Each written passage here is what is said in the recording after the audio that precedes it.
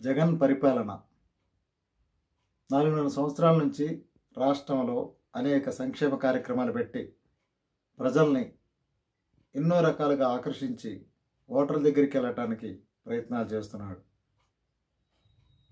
ఎన్నెన్నో పథకాలు పెట్టి పేదల్ని, ముఖ్యంగా రైతుల్ని, అదేవిధంగా అమ్మఒడిని, మహిళల్ని, విద్యార్థుల్ని, ఇలా అన్ని రంగాల వారిని ఆకర్షించే ప్రయత్నం చేయటంలో ఆంధ్రప్రదేశ్లో జగనన్న అగ్రగామిలో ఉన్నారంటే అతిశయోక్తి కాదు.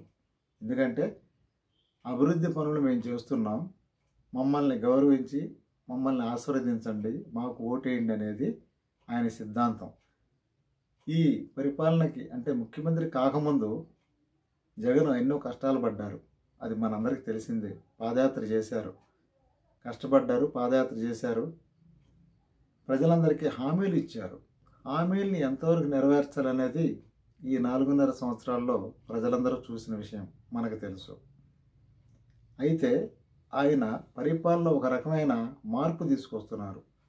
సచివాలయాల వ్యవస్థ, ఇలాంటి వాలంటరీ వ్యవస్థ, జిల్లాల్ని విభజన చేయటం, ఇవన్నీ ఈ సమాజంలో, ఈ రాజ్యాంగంలో మార్పులు తీసుకురావటం, అంటే శాసనపరమైన మార్పులు తీసుకురావటం, చట్టపరమైన మార్పులు తీసుకురావడం, ఇలా చేయటం వల్ల ఏంటంటే అన్ని వర్గాల ప్రజలు జగన్ని ఆదరిస్తున్నారని చెప్పవచ్చు.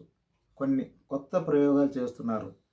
ఈ ప్రయోగాలు ఎంతవరకు సక్సెస్ అవుతాయి, జగన్ని ఒక మంచి నాయకుడిగా ఎంతవరకు జనం నమ్ముతున్నారు అనేది తేలాలంటే వచ్చే ఎన్నికల దాకా మనం వేచి చూడాల్సిందే. ఏదైనప్పటికీ కొన్ని ప్రయోగాలు చేయటం, ప్రజల్ని ఆకర్షించటం, ఇలాంటి పథకాలు పెట్టడం ద్వారా ప్రజల దగ్గరికి పెద్ద నాయకుడిగా ఒక సక్సెస్ సాధించారనడంలో సందేహం లేదు.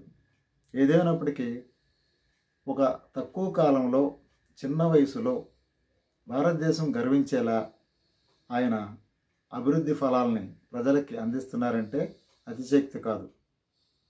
The legend leader Jagananna. చూద్దాం వచ్చే ఎన్నికల్లో ఫలితాలు ఎలా ఉంటాయో. ఈ వీడియో నచ్చినట్లయితే లైక్ చేయండి, షేర్ చేయండి, సబ్స్క్రైబ్ చేయండి.